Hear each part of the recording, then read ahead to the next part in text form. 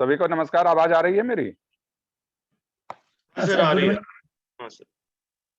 ठीक है। Good morning. तो इस डिस्कशन को आगे करते हैं, बढ़ाते हैं। जो लास्ट टाइम हम लोग डिस्कस कर रहे थे रिगार्डिंग बेसिक मैक्रो इकोनॉमिक जो फ्रेमवर्क है हमारा, और जो हम इसमें करना चाहते हैं analysis regarding the aggregate demand and aggregate supply के जो टूल्स हैं हमारे। तो इसमें जो बेसिक हमने जो कहा था सबसे पहले कि हमको माइक्रो इकोनॉमिक्स के जो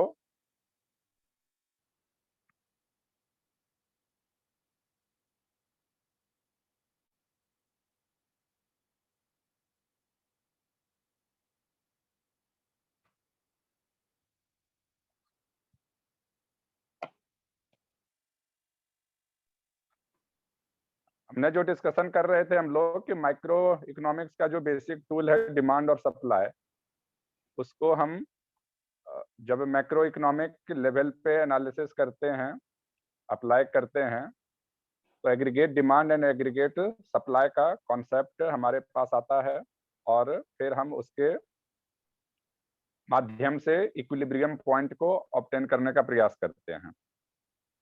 टू सेक्टर इकोनॉमी की जहां तक बात थी, तो हमने देखा कि वहां पे सिर्फ दो ग्रुप्स रहते हैं। One is the consumer, another one is the producer और इन्वेस्टर। जब हम इसको थोड़ा सा मॉडल को और हम कॉम्प्लेक्स करते हैं, रियलिटी की ओर ले जाते हैं, तो government is the third player in the economy. तो जी आ जाता है हमारे पास इक्वेशन में। एंड देन हमारे पास जब और उसके आगे जाता है तो एक्सटर्नल सेक्टर जो हमारे पास है वो पिक्चर में आ जाता है, और इस तरह से फोर सेक्टर इकोनॉमी हमारे पास निकलता है। बेसिक जो हमने क्वेश्चन दिया था, हमने कुछ क्वेश्चन भी आप लोगों को दिए थे सॉल्व करने के लिए। पता नहीं आप सभी ने उसमें से किसी ने अगर ट्राई किया हो तो यहाँ पे बता सकते हैं, टाइप कर सकते हैं या रिस्पॉन्ड कर सकते हैं। हमने बेसिक सा एक सवाल पूछा था कि अगर मार्जिनल प्रोपेंसिटी टू कंज्यूम अगर इकोनॉमी में कम हो जाता है, और marginal propensity to save economy में ज्यादा हो जाता है, दैट इज स्मॉल सी का वैल्यू अगर कम हो जाता है, स्मॉल एस का ज्यादा हो जाता है, तो इससे जीडीपी पर क्या इम्पैक्ट पड़ेगा।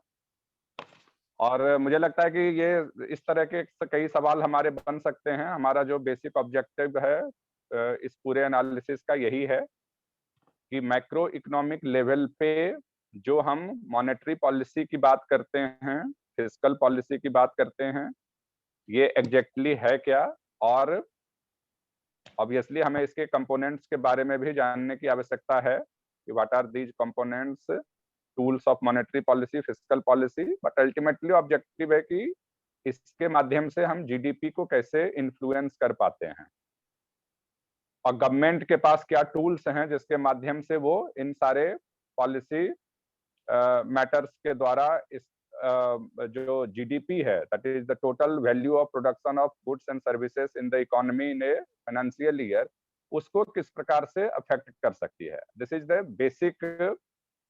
और अदर चीजों से कैसे अफेक्ट होती है, लाइक इंटरनेशनल रिलेशंस, अन्य अदर कंट्रीज में जो पॉलिसी मैटर्स हैं, चाहे वो अबाउट द इन्फ्लेशन हो या करेंसी के वैल्यूएशन, डिप्रिसिएशन, एप्रिसिएशन से रिलेटेड हो, या अदर वहां पे जो मैक्रो इकोनॉमिक इवेंट्स होते हैं, policy decisions taken by the foreign governments होते हैं, मेजर इकोनॉमी जिससे हमारा लिंकेजेज है, उससे हमारा जीडीपी अल्टीमेटली कैसे इम्पैक्ट करता है, जो कि द मोस्ट इम्पॉर्टेंट जो मैक्रो इकोनॉमिक फेनोमेना है, कॉन्सेप्ट है, जो the life standard of life को जो अफेक्ट करता है इन द इकोनॉमी, वो जीडीपी है, नेशनल इनकम है। थोड़े बहुत डिफरेंसेस के साथ, दोनों का क्या डिफरेंस है ये आप सभी जानते हैं। या आप चैप्टर सेकंड जो नेशनल इनकम अकाउंटिंग है उसको आप पढ़ेंगे तो you can know the difference. तो जस्ट एक बार फिर से रिकॉल करने के लिए बहुत ही संक्षिप्त एक कॉन्सेप्ट कि मैक्रो इकोनॉमिक लेवल पे भी हम concept of demand and supply का इस्तेमाल कर सकते हैं to obtain the equilibrium point in the economy. Aggregate supply क्या है? That is the production of goods and services in the economy in any one financial year, and that is denoted by Y. Aggregate demand क्या है? तो if we are talking about two sector economy, then demand केवल दो ही है, consumption demand and investment demand. अगर हम तीन सेक्टर इकोनॉमी की बात कर रहे हैं तो एक और एडिशनल उसमें कंपोनेंट ऐड होगा, that is the government sector. तो जी उसमें ऐड होगा, तो सी प्लस आई प्लस जी। अगर हम फोर्थ सेक्टर की बात करते हैं तो एक और उसमें सेक्टर इंक्लूड होगा, ऐड होगा, दैट इज एक्सटर्नल सेक्टर। तो इस प्रकार से हमारे पास डिपेंडिंग ऑन कि कितने सेक्टर इकोनॉमिक मॉडल को हम ये ट्राई कर रहे हैं, एनालिसिस कर रहे हैं, तो we have that much sectors in the economy, और उस हिसाब से हमारा मैक्रो इकोनॉमिक इक्वेशन बनता है, AD is equal to A S. जो रियलिटी है हमारा वो ऑब्वियसली फोर सेक्टर इकोनॉमी है। तो आप अल्टीमेटली देखेंगे कि जब आप एक्सटर्नल सेक्टर वाला चैप्टर, जो लास्ट चैप्टर है एनसीईआरटी का मैक्रो इकोनॉमिक्स बुक का, उसको अगर आप पढ़ेंगे तो फाइनली एक्सटर्नल सेक्टर को इंक्लूड करते हुए मैक्रो इकोनॉमिक आइडेंटिटी को एस्टेब्लिश किया जाता है, एंड देन आप एक ग्रैंड इक्वेशन प्राप्त करते हैं in terms of every component, consumption, investment, government sector and the external sector. तो इसको भी हमने देखा था briefly with to keep the analysis simple. हमने उस समय देखा था कि हमारा लास्ट क्लास में देखा था कि कंजम्पशन डिमांड किस पे डिपेंड करता है। तो कंजम्पशन डिमांड का हमने देखा कि दो पार्ट होते हैं, one is the autonomous part and another one is the variable part. Autonomous part independent of income है, फिक्स रहेगा। Variable part depends on income of the economic entity, जो भी है, इंडिविजुअल है, हाउस होल्ड है, या कोई अदर एंटिटी है। इसके आगे भी हमने देखा था कि when we introduce government in the picture, तो हमारा टैक्स, सब्सिडी एक्सेट्रा भी पिक्चर में आ जाता है। टैक्स का इम्पैक्ट क्या होता है? टैक्स जब इम्पोज किया जाता है तो इनकम में कर्टेलमेंट होता है। तो कंजम्पशन एक्चुअली डिपेंड करना चाहिए इनकम पे, that variable part of the consumption depend करता है इनकम पर, बट गवर्नमेंट इनकम के कुछ पार्ट को टैक्स से ले लेती है, तो that is the net income is called disposable income. और इसलिए कंजम्पशन जो है वो डिस्पोजेबल इनकम पे डिपेंड करता है, और इसीलिए हम वाई के जगह पे वाई डी सब्स्टिट्यूट करते हैं, वेयर जहां पे Y D is equal to capital Y minus T, that is the tax collected by the government. अब टैक्स के भी दो कंपोनेंट हो सकते हैं। अगर हम थोड़ा और मॉडल को कॉम्प्लेक्स करें तो टैक्स क्या है, तो उसमें भी हो सकता है कि कुछ हमारे वेरिएबल टैक्स हो सकते हैं, कुछ हमारे फिक्स टैक्स हो सकते हैं। तो डिपेंडिंग ऑन कि हम मॉडल को कितना ज्यादा रियलिटी के क्लोज लाते हैं, जो हमारे मैक्रो इकोनॉमिक इंसिडेंट्स हो रहे हैं, जो पॉलिसी डिसीजंस लिए जा रहे हैं, उस हिसाब से हम उसी मैक्रो इकोनॉमिक इक्वेशन और आइडेंटिटी को हम उसमें इनकॉर्पोरेट कर सकते हैं। Then we can analyze impact of change in one variable on other variable. तो अभी हम डिस्कस कर रहे थे कि फिस्कल पॉलिसी के बारे में, पिछली बार कर रहे थे कि फिस्कल पॉलिसी एग्जैक्टली है क्या। तो फिस्कल पॉलिसी, जैसे हम तीन सेक्टर इकोनॉमी की बात करते हैं तो हमारे पास जी पिक्चर में आ जाता है। तो जी के दो प्राइमरी कंपोनेंट्स हैं, एक तरफ गवर्नमेंट क्या करेगी, एक तरफ वो एक्सपेंडिचर करेगी, और दूसरी तरफ वो टैक्स भी इम्पोज करेगी, रेवेन्यू जनरेट करेगी। क्योंकि वो भी एक इकोनॉमिक एंटिटी की तरह बिहेव करती है, तो वो अगर कोई चीज एक्सपेंडिचर करती है तो उसके लिए उसको रेवेन्यू चाहिए। रेवेन्यू का उसके पास क्या है, तो गवर्नमेंट टैक्स के माध्यम से रेवेन्यू कलेक्ट कर सकती है। एक्सपेंडिचर ऑब्वियसली उसके दोनों प्रकार के हो सकते हैं, नेचर, कंजम्पशन नेचर का भी हो सकता है, और इन्वेस्टमेंट या प्रोडक्शन नेचर का भी हो सकता है। दोनों तरह की चीजें कर सकती है। आप डे टू डे में आप देखिए कि अगर गवर्नमेंट कोई फैक्ट्री स्टेब्लिश करती है, कोई फर्म स्टेब्लिश करती है, उसमें कुछ ऐसे एक्सपेंडिचर करती है जिससे कि फर्दर प्रोडक्शन हो सकता है, फर्दर एम्प्लॉयमेंट जनरेशन हो सकता है। तो this type of expenditure in the nature of investment expenditure bye the government. On the other hand बहुत सारे डेली कंजम्पशन डिमांड भी रहते हैं, गवर्नमेंट ऑफिसेस के प्रोक्योरमेंट वगैरह होते हैं to meet the day to day administrative function of the government और other departmental level functions by the government. तो ये सारे नेचर कंजम्पशन के नेचर में भी रहते हैं। तो government does both type of expenditure, consumption भी, इन्वेस्टमेंट टाइप के भी, और अपने इन एक्सपेंडिचर को मीट करने के लिए वो टैक्स लगाती है। तो इसीलिए हमारा जो फिस्कल पॉलिसी बेसिकली है दैट इज रिगार्डिंग, आप प्राइमरीली इसका एक जो मेजर पार्ट है that is regarding the budget of the government.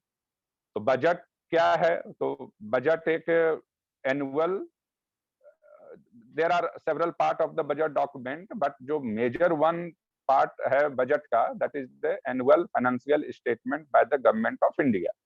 अब एनुअल फाइनेंशियल स्टेटमेंट में वो क्या करती है, वो बताती है कि उसमें फिर आप देखेंगे कि उसमें 3 चीजें वो इंट्रोड्यूस करती है। एक आपका करती है, जब भी बजट डॉक्यूमेंट के बारे में कोई भी डेटा हमारे पास आता है तो 3 साल का डेटा उसमें एटलीस्ट रहता है। फॉर एग्जांपल अभी जैसे बजट होगा कमिंग 2023 फेब में आसपास कहीं, जीओआई जब बजट पेश करेगी तो वो पहले एक डेटा वो देखेगी जो सबसे ज्यादा कंसर्न का रहता है एंड द मोस्ट इंपॉर्टेंट रहता है regarding the coming financial year का क्या एस्टिमेटेड एक्सपेंडिचर है और रेवेन्यू कलेक्शन है। तो रेवेन्यू कलेक्शन कहां से होगा? तो टैक्स उसके लिए लगाएगी। तो next coming financial year that is 2023-24 में what would be the taxation policy of the government of India, इसका वो अनाउंस करती है इन द बजट डॉक्यूमेंट। फिर what are the estimated expenditure items for the different departments of the government of India, वो करती है। Grant वगैरह जो देना होता है इंटरनली या एक्सटर्नली उसको बताती है। डेट का क्या पोजीशन है, इंटरनल डेट का, एक्सटर्नल डेट का, उसको बताती है। एक तो ये फिगर रहता है कि about the estimated revenue and expenditure of the government of India in the coming financial year.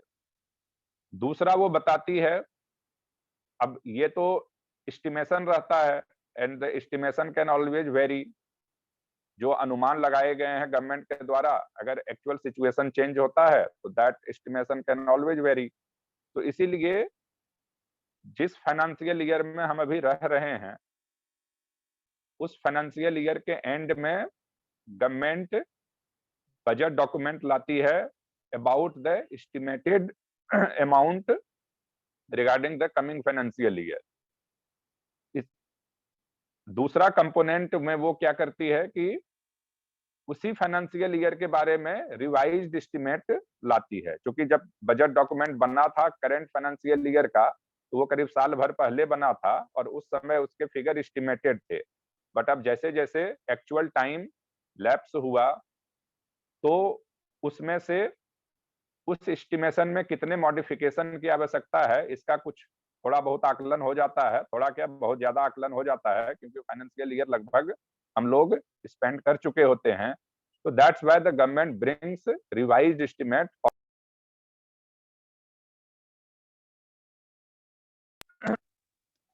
And the third, पिछले साल के बारे में, क्योंकि अब वो पिछला साल जो खत्म हो चुका है उसमें सारी चीजें जो भी होना था, इमरजेंसी सिचुएशन और अदर एक्चुअल चेंजेज, वो जो सब कुछ होना था वो हो चुका है। उसके बारे में हमें सारा कुछ डेटा मिल चुका होता है। We know the reality, we can do the audit, we can do the postmortem of all the events and data. तो इसलिए लास्ट फाइनेंशियल ईयर का हमारे पास एक्चुअल एस्टिमेट फिर रहता है। तो जब भी आप देखेंगे कि जिस साल में आप बजट डॉक्यूमेंट देख रहे हैं उस पॉइंट पे खड़े होके जब आप एनालिसिस करेंगे तो government always presents in this budget, annual budget, financial statement or other components of the budget document, आने वाले साल के बारे में एस्टिमेशन, चल रहे साल के बारे में रिवीजन, एंड पिछले साल जो बीत गया साल है उसके बारे में एक्चुअल एस्टिमेशन क्या हुआ था। तो all these three data government के द्वारा प्रेजेंट किया जाता है, क्योंकि जैसा कि हम जानते हैं कि आगे आने वाले समय में हम केवल अनुमान लगा सकते हैं, we can only estimate, but as the actual things happen in the economy, उस एस्टिमेशन में चेंजेज बिल्कुल हो सकते हैं, और जब उस चेंजेज को हम इनकॉर्पोरेट कर लेते हैं, रियलिटी के साथ हम उसको मैच कर लेते हैं, देन वी कम विथ इधर रिवाइज्ड एस्टिमेट, और फिर जब एक आध साल बीत जाता है, सारे उसके इवेंट्स और हैपनिंग्स हो चुके होते हैं, then we come with the actual estimate of the last financial year.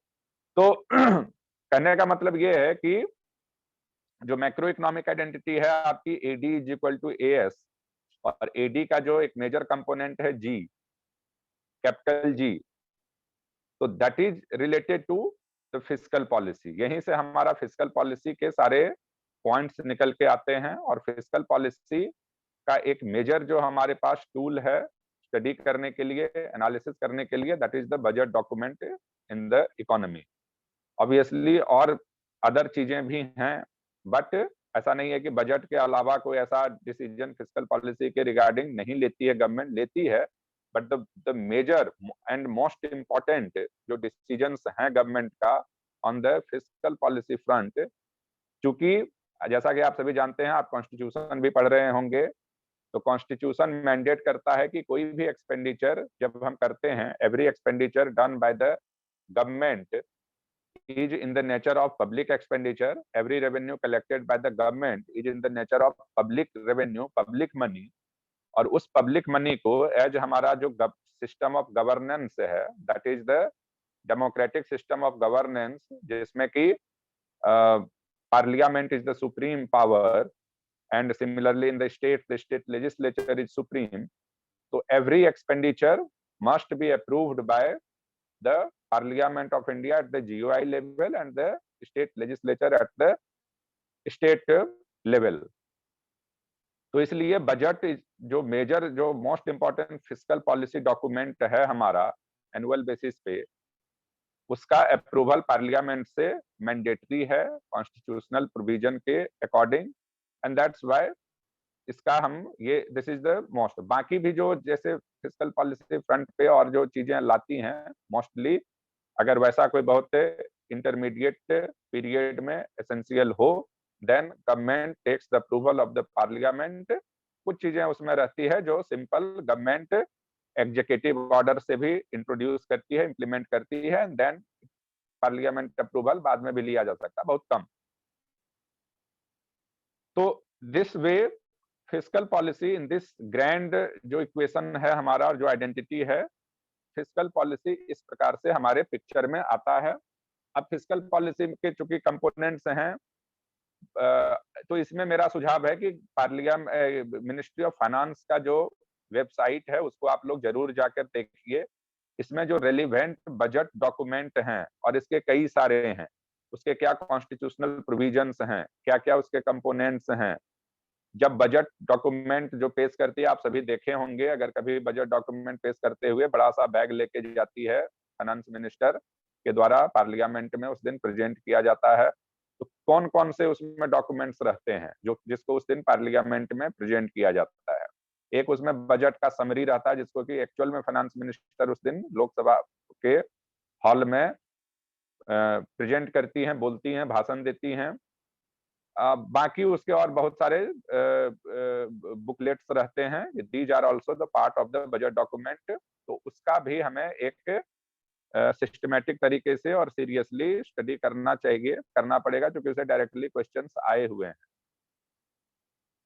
इसमें जो मेन है, अगर आप सभी खुद मिनिस्ट्री के वेबसाइट पे जाके देखेंगे, मिल जाएगा, और बाकी नहीं तो हम भी डाउनलोड करके वहां से आपको ग्रुप पे भेज देंगे, या सतीश जी को अवेलेबल करा देंगे, तो वो आपको शेयर कर देंगे।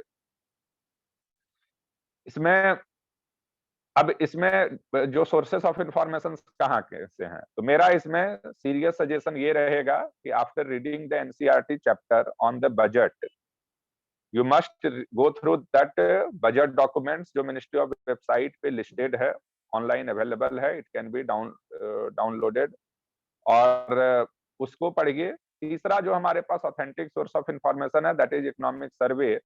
इकोनॉमिक सर्वे में भी जो फिस्कल पॉलिसी से रिलेटेड जो मेजर कंपोनेंट्स हैं उसके बारे में हमारा दिया रहता है। तो अब आप इसको अप्रिशिएट कर पाएंगे और को रिलेट कर पाएंगे कि जो हमारे स्कीम्स हैं, एक तरफ तो हम बात करते हैं about the taxation policy of the government, तो टैक्सेशन में हमारे क्या क्या आ जाएंगे, तो अब हमें यहाँ पे ये जानना पड़ेगा कि what are the types of taxation imposed by the government जो लगा सकती है। तो आपने देखा दो major category of the taxation is the direct tax and the indirect tax. तो अब ये दोनों क्या कॉन्सेप्ट है इसके बारे में आपको जानना पड़ेगा। डायरेक्ट टैक्सेस में भी क्या क्या तरह के टैक्स लगा सकती है, पर्सनल इनकम टैक्स है, कॉर्पोरेशन टैक्स है, एक्सेट्रा एक्सेट्रा। इनडायरेक्ट टैक्सेस में क्या कौन कौन से टाइप ऑफ टैक्सेस मेजरली लगाती है गवर्नमेंट। तो ये सारे चीजें आप इकोनॉमिक सर्वे का जो टैक्सेशन वाला चैप्टर है उससे आपको मिल जाएगा कि जब हम गवर्नमेंट का मैक्रो इकोनॉमिक्स का जो बेसिक आइडेंटिटी है, जब भी आप कोई टॉपिक पढ़ रहे हैं तो always keep this in mind कि हम उस मैक्रो इकोनॉमिक आइडेंटिटी में से कहां से पढ़ रहे हैं, किस चीज से पढ़ रहे हैं। तो जैसे आप टैक्सेशन पढ़ रहे हैं, इसका मतलब कि you are reading about the revenue generation component of this macro economic identity. तो इसमें टी के बारे में हम पढ़ रहे हैं। अब टी का दो कंपोनेंट हो सकता है, डायरेक्ट टैक्स, इनडायरेक्ट टैक्स। इसमें गवर्नमेंट केवल टैक्स नहीं लगाती है, सब्सिडी भी देती है। तो सब्सिडी का फिर हम उसमें कहाँ पे रोल है, उसको मैक्रो इकोनॉमिक्स का जो बेसिक आइडेंटिटी है उसमें हम कैसे इंट्रोड्यूस करेंगे उसमें। तो फॉर एग्जांपल अगर क्वेश्चन आ जाता है कि गवर्नमेंट कल फर्टिलाइजर पे सब्सिडी बढ़ा देती है, तो इसका इम्पैक्ट क्या होगा जीडीपी पे। तो लाइक दैट, तो सवाल इस तरह के हो सकते हैं। अब हमें लगेगा कि भाई सब्सिडी का हम कैसे एनालिसिस करेंगे, जीडीपी पे इम्पैक्ट को कैसे करेंगे पता। तो सारा कुछ हम इम्पैक्ट का एक डायरेक्शन, एग्जैक्ट क्या इम्पैक्ट होगा, it's very difficult to calculate. वो कोई पूछ भी नहीं रहा है, वो एडवांस इकोनॉमिक मॉडलिंग होगा, उसमें हमें कभी नहीं पूछेगा कि हाँ हमारा सब्सिडी 5,000 रुपए से बढ़ गया तो हमारा जीडीपी पे कितना इम्पैक्ट पड़ेगा। बट डायरेक्शन हमेशा पूछा जाता है, जिससे कि हमें ये पता रहे कि इस डायरेक्शन में हमारा अगर किसी एक वेरिएबल के अपवार्ड या डाउनवर्ड डायरेक्शन में मूवमेंट करते हैं हम as a policy matter by the government, तो what would be the impact on the overall national income और जीडीपी ऑफ द इकोनॉमी। हो सकता है लाइकली जब अदर वेरिएबल्स जनरली उतना चेंज नहीं होता है। तो सिमिलरली तो टैक्स और सब्सिडी की जब हम बात कर रहे हैं तो हम उस एंगल से हमें देखना चाहिए। अब इसमें फिर अब बहुत इंफॉर्मेशन है कि सब्सिडी के मेजर काइंड ऑफ सब्सिडी क्या है गवर्नमेंट का जो अभी दिया जाता है, टैक्स मेजर क्या है। तो इसमें एक ऑथेंटिक सोर्स ऑफ इंफॉर्मेशन के रूप में आप इकोनॉमिक सर्वे का टैक्स वाला चैप्टर पढ़ सकते हो, उसमें कुछ सब्सिडी वाला भी कंपोनेंट होगा। ऑफ कोर्स इसमें मिश्रा एंड पुरी का जो इंडियन इकोनॉमी का जो बेसिक टेक्स्ट बुक है या दत्त एवं सुंदरम का एटलीस्ट जो हमने फॉलो किया था, तो उसको फिर आप कुछ रेलिवेंट चैप्टर्स जरूर इसमें पढ़ सकते हैं। अगर इसके ज्यादा मतलब ये वेबसाइट जो है बजट डॉक्यूमेंट है, एनुअल फाइनेंशियल स्टेटमेंट है और प्लस इकोनॉमिक सर्वे, इसके बियॉन्ड अगर हमें जाने की आवश्यकता है तो definitely then we can go for certain chapters of that basic text book. तो it's about briefly about the taxation. Similarly आप जब गवर्नमेंट एक्सपेंडिचर की बात करते हैं तो आप देखेंगे कि गवर्नमेंट बहुत सारे welfare, we are living in era of welfare state, तो इसमें बहुत सारे वेलफेयर स्कीम्स चलाती है गवर्नमेंट। आप अब इसको पॉपुलरली जो जीओआई के द्वारा जो स्कीम्स चलाए जाते हैं, these are mainly categorized as central sector schemes, centrally sponsored schemes like that.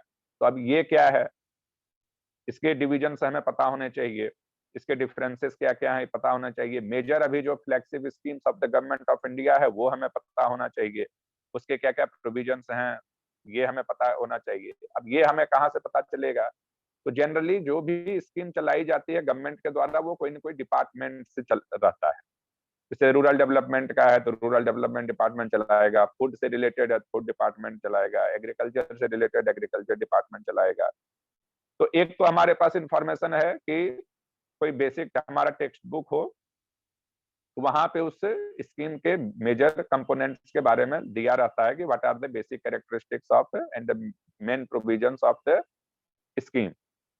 दूसरा हमारे पास सोर्स यही है कि जिस डिपार्टमेंट का स्कीम से है उस डिपार्टमेंट के वेबसाइट पे उसका बेसिक ऑब्जेक्टिव लिस्टेड रहता है, तो हमें वहां से हम उसको फॉलो कर सकते हैं।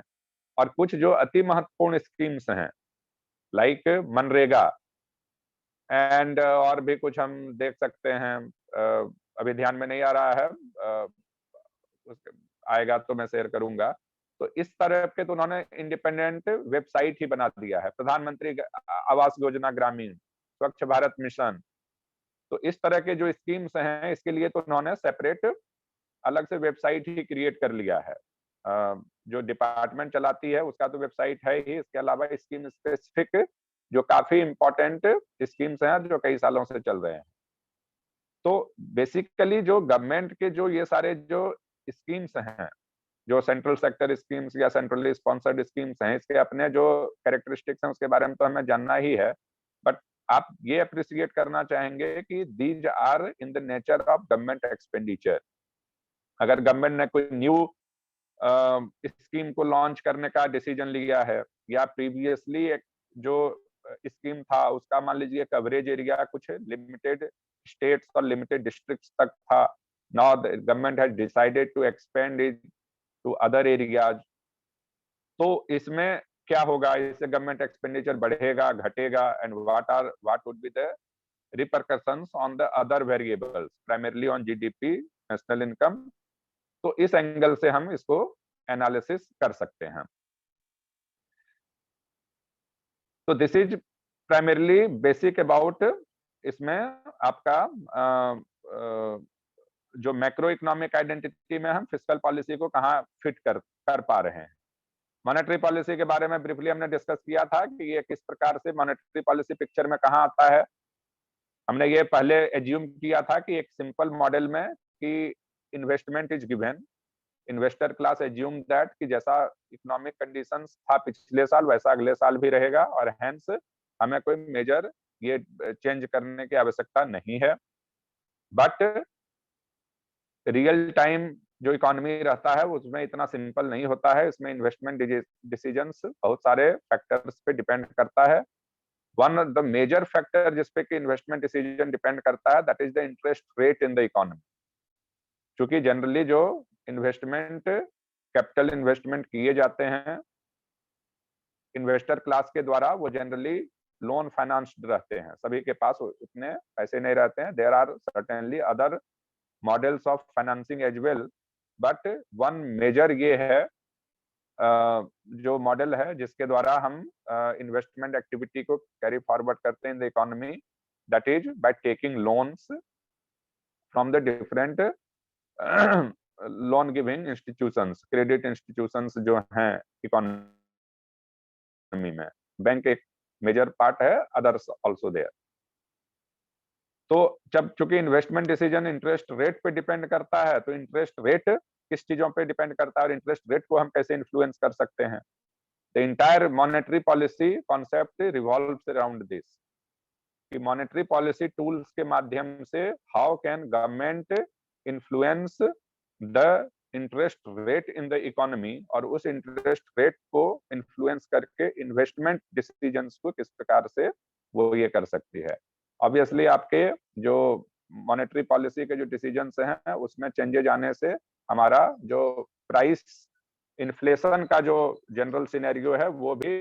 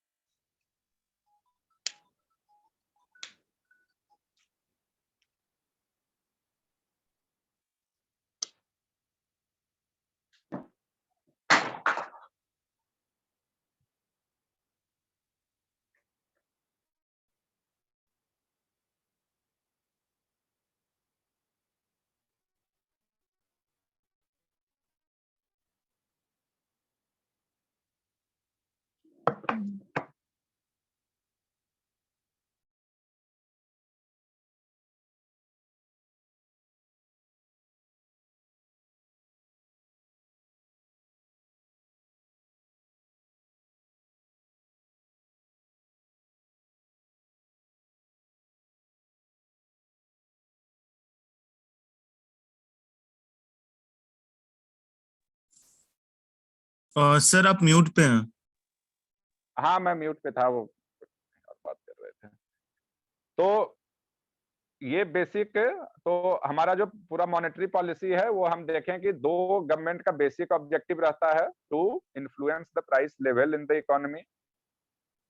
और वो मनी सब इसके बारे में डिस्कस करेंगे कभी कि प्राइस कैसे डिटर्मिनेशन होता है। इसमें थोड़ा बहुत माइक्रो इकोनॉमिक्स को भी आपको पढ़ने की आवश्यकता होगी, डिटर्मिनेशन ऑफ द प्राइसिंग।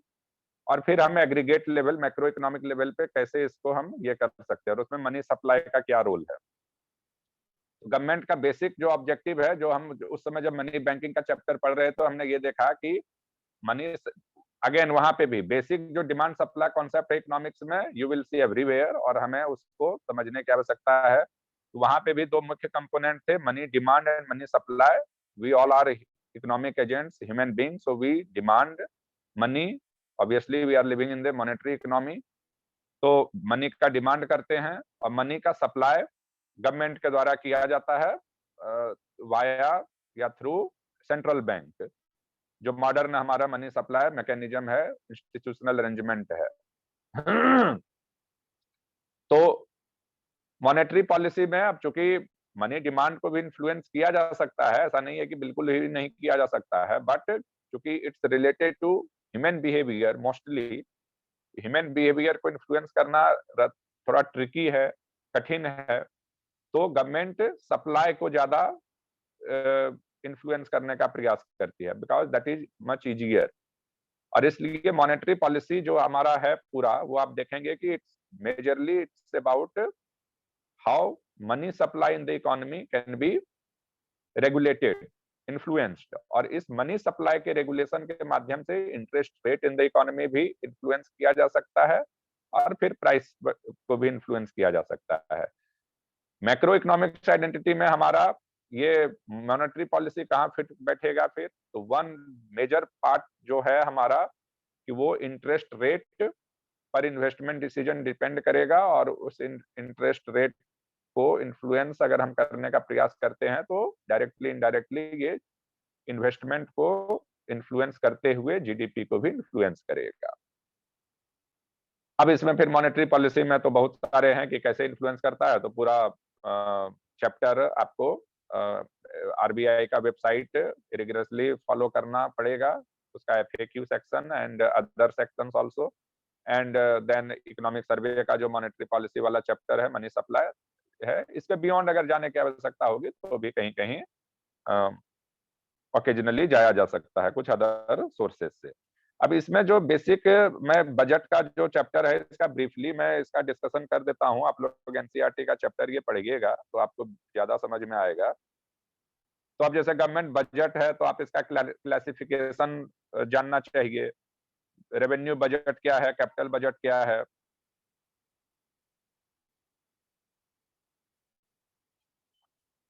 तो यहीं पे फिर मिक्स इकोनॉमी का कॉन्सेप्ट आ जाता है कि प्राइमरीली जो इकोनॉमिक एक्टिविटी है that is carried out by the individuals, और जहां पे कोई भी इस तरह से इंस्टीट्यूशनल अरेंजमेंट नहीं है which can affect the economic decisions taken by the individual either in the capacity of consumers or investors, तो उसको हम प्राइवेट इकोनॉमी कहते हैं। गवर्नमेंट जहां जाती है मिक्स इकोनॉमी हो जाती है, जहां पे प्राइवेट को, इंडिविजुअल्स को कोई इकोनॉमिक डिसीजन लेने का अधिकार ही नहीं है, सब कुछ सरकार ही डिसाइड करेगी। That is the pure public economy, जो थोड़ा डिफिकल्ट है आज फाइंड करना। इसी तरह से फिर क्लासिफिकेशन ऑफ गुड्स भी हमें पढ़ना चाहिए। इकोनॉमिक क्लासिफिकेशन ऑफ गुड्स क्या है, प्राइवेट गुड क्या है, पब्लिक गुड क्या है।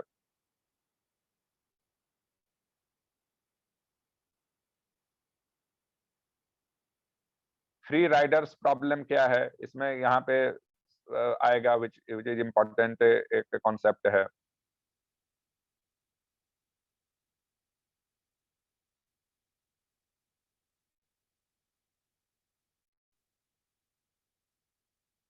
तो इसी तरह छोटे छोटे कई सारे फंक्शंस हैं। पब्लिक प्रोविजन ऑफ गुड्स क्या है, पब्लिक प्रोडक्शन ऑफ गुड्स क्या है, क्या डिफरेंस है, what is the redistribution function of the government.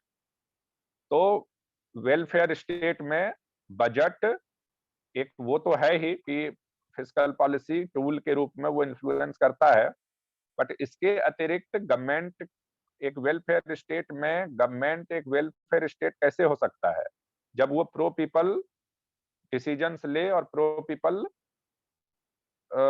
Schemes planning etcetera वो कर पाए। बट वो ऐसा करेगी कैसे? तो बाय टैक्सेशन से वो रेवेन्यू कलेक्ट करेगी और जिसको पास आवश्यकता है उसके लिए पॉलिसी प्रोग्राम्स लाएगी। This is the redistribution function of the government. Otherwise हमारे पास कोई स्कोप नहीं है। जिसके पास ज्यादा मीन्स है उसके पास ज्यादा ही रहेगा, जिसके पास कम है वो कम ही रहेगा। डिवाइड हमेशा और मेंटेन की बजाय और बढ़ेगा। तो वेलफेयर स्टेट में गवर्नमेंट का ये बेसिक रोल होता है और इस रोल को गवर्नमेंट बजट के माध्यम से ही कर सकती है। then other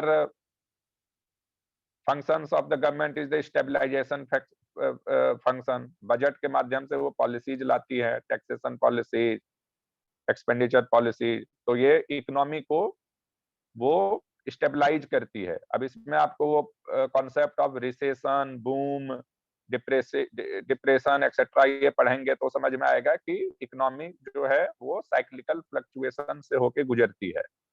obviously we are living in an internationally linked economy, तो इसमें साइक्लिकल फ्लक्चुएशंस के और बहुत सारे स्कोप हैं।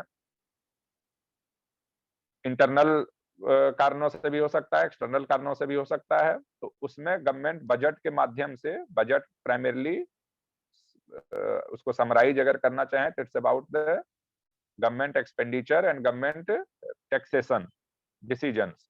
तो उसके माध्यम से गवर्नमेंट जो इकोनॉमी में है वो बहुत फ्लक्चुएशंस को रोकने का काम करती है। तो this is one major functions of the government, जिसको कि वो बजट के माध्यम से पूरा करती है। तो redistribution is one major function, stabilization is one another major function of the government. उसके बाद फिर आपका है क्लासिफिकेशन ऑफ रिसीट। गवर्नमेंट पैसा प्राप्त कहाँ से करती है? आप देखेंगे कि जब बजट डॉक्यूमेंट पढ़ेंगे तो उसका शुरू में एक बड़ा अच्छा सा पाई चार्ट बना रहता है, रुपया आता है, रुपया जाता है। वो पूरा दिया रहता है कि किस किस सेक्टर से रुपया आता है, मतलब सरकार को रेवेन्यू प्राप्त होता है और कहाँ कहाँ वो खर्चा करती है। तो रिसीट क्या क्या है गवर्नमेंट के पास? तो रेवेन्यू रिसीट्स हैं, कैपिटल रिसीट्स हैं, उसमें क्या क्या चीजें हैं। फिर एक्सपेंडिचर क्या है, रेवेन्यू एक्सपेंडिचर का क्या मतलब है, कैपिटल एक्सपेंडिचर का क्या मतलब है। फिर नेचर ऑफ जो ये सब डेफिसिट की करते हैं, प्राइमरी डेफिसिट, फिस्कल डेफिसिट, ये सब क्या है। तो इसके लिए हमें ये पहले जानना पड़ेगा कि डेफिसिट बजट होता क्या है। तो जब डेफिसिट बजट हो सकता है तो सरप्लस बजट भी हो सकता है, बैलेंस बजट भी हो सकता है। What are these concepts? Generally एक वेलफेयर स्टेट में सरप्लस बजट के चांसेस कम रहते हैं, तो जनरली डेफिसिट बजट ही गवर्नमेंट वो करती है।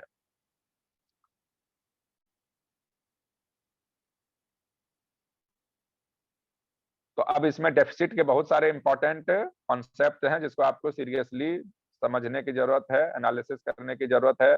फिस्कल डेफिसिट क्या है, ग्रॉस फिस्कल डेफिसिट क्या है, नेट फिस्कल डेफिसिट क्या है, फिर आपका प्राइमरी डेफिसिट क्या है।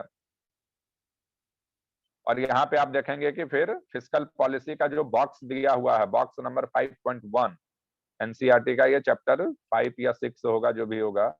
अब इसमें आप देखिए कि पूरा मैक्रो इकोनॉमिक आइडेंटिटी जो है, आप इसको एक्सपेंड किया है, वो टैक्स को भी वो पिक्चर में लाया है।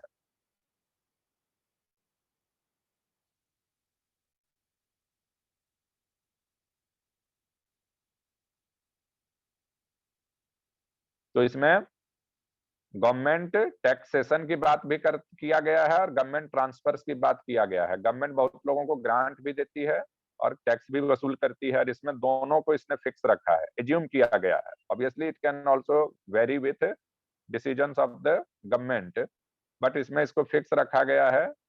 और उसको जब हम वो बेसिक मैक्रो इकोनॉमिक आइडेंटिटी में इंट्रोड्यूस करते हैं तो उसका क्या निकलता है, और जो इन्वेस्टमेंट मल्टीप्लायर अपना था 1/1 - C वो तो था ही, बट उसके अतिरिक्त बाकी चीजें कैसे इनकॉर्पोरेट होती है। तो ये बॉक्स 5.1 पढ़िएगा आप लोग, फिस्कल पॉलिसी वाला।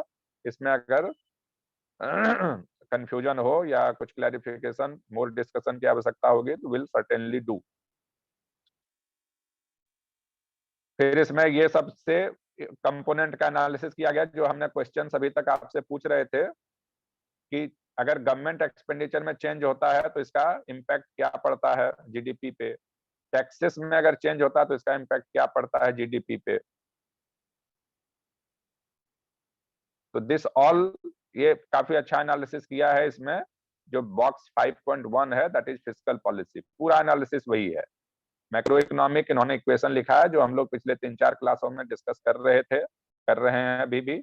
और फिर उसमें उन्होंने वो ये इंट्रोड्यूस किया है कि अगर उसमें से हम चेंजेज लाते हैं कोई एक्सपेंडिचर या टैक्सेशन में या ट्रांसफर्स में, which can be loosely considered as subsidy type things, तो हालांकि एग्जैक्टली दोनों सेम नहीं है लेकिन फिर भी, तो उसमें हम किस प्रकार से जीडीपी पर इन्फ्लुएंस पड़ता है, पर यूनिट अगर चेंज आता है तो उसमें पर यूनिट नेशनल इनकम या जीडीपी पे क्या इम्पैक्ट पड़ता है। फिर देन डेट के बारे में एक बेसिक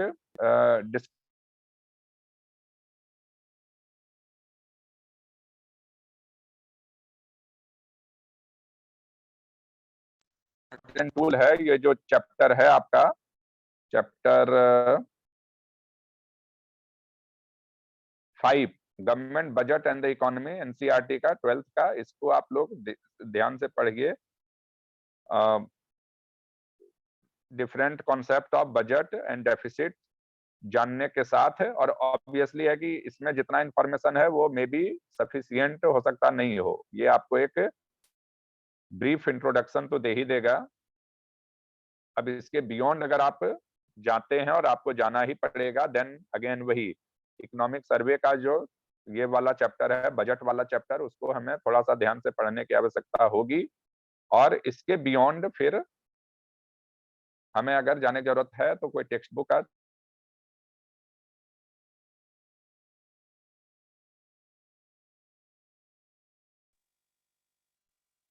इसके अलावा मुझे लगता है इसे ज्यादा जरूरत होनी नहीं चाहिए, बट अगर होता है तो फिर देन विल सर्टेनली डिस्कस की और हम कहाँ से कर सकते हैं। द लास्ट चैप्टर जो एनसीईआरटी का है वो ओपन मैक्रो इकोनॉमिक्स है, ओपन इकोनॉमी मैक्रो इकोनॉमिक्स। जब हम यहाँ पे इंटरनेशनल लिंकेजेज की बात करते हैं और हम इसमें इंपोर्ट एक्सपोर्ट के को इंट्रोड्यूस करते हैं, और तब हम ये पूरा कॉन्सेप्ट आ जाता है। इंपोर्ट एक्सपोर्ट को जैसे इंक्लूड करते हैं तो बैलेंस ऑफ पेमेंट का आप सभी ने सुना होगा। फिर बैलेंस ऑफ पेमेंट का क्या मतलब है और उसके क्या क्या कंपोनेंट्स है, करंट अकाउंट क्या है, कैपिटल अकाउंट क्या है, ट्रेड डेफिसिट क्या है, तो ये सारी चीजें इसमें आ जाती है। और हमारा जो इंडिया का भी present BOP balance of payment account है, उसके क्या क्या कंपोनेंट्स हैं, appreciation, depreciation, exchange rate etcetera, ये सारे कॉन्सेप्ट इसमें आ जाते हैं। इसको हम थोड़ा डिस्कस करेंगे नेक्स्ट क्लास में। और इसके कारण फिर ओपन इकोनॉमी के कारण हमारा इसमें मैक्रो इकोनॉमिक जो इक्वेशन आइडेंटिटी को हम डिस्कस कर रहे थे, उसमें हमारा कैसे इक्वेशन चेंज होगा इसके बारे में भी हम डिस्कस कर सकते हैं। बट आप ये देखिए कि this is one another area जिससे कि हमारे मैक्सिमम सवाल आते हैं प्रीलिम्स की अगर हम बात करें तो एक आपने देखा कि मॉनेटरी पॉलिसी, दूसरा हमारा फिस्कल पॉलिसी इंक्लूडिंग बजट, तीसरा जो हमारा ये एक्सटर्नल सेक्टर है, इसमें प्राइमरीली एक्सचेंज रेट वाला पूरा portion, balance of payment and then trade policy. और ट्रेड पॉलिसी में फिर हमारे पास वो सारे चीजें आ जाती हैं, WTO, regional trade agreements like ASEAN, BRICS etcetera, ये सब सारे आ जाते हैं। और एक्सचेंज रेट ऑब्वियसली उसमें हमारा पूरा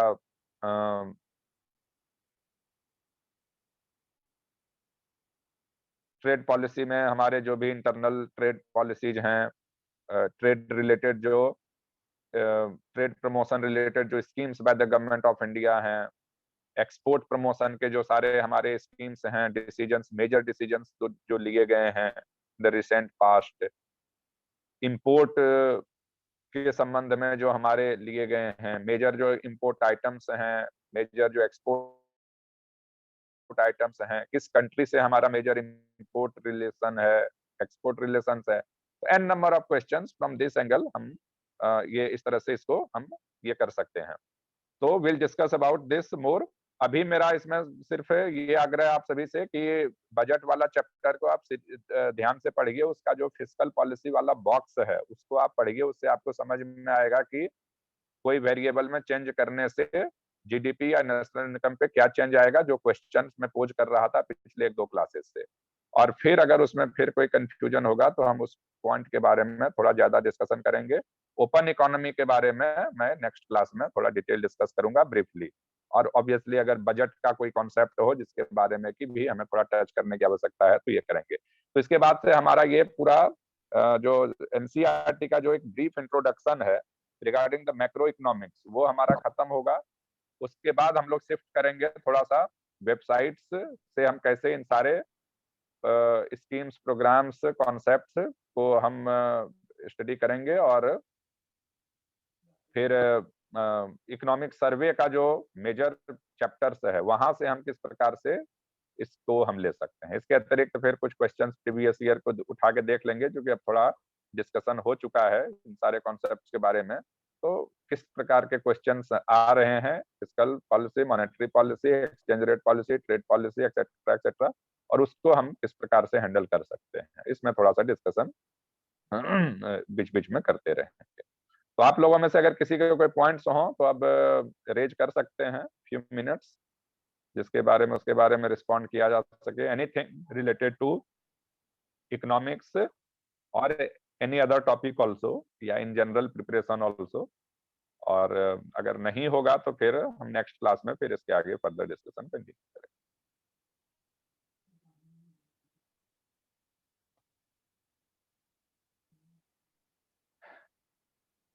एनीवन, एनीथिंग?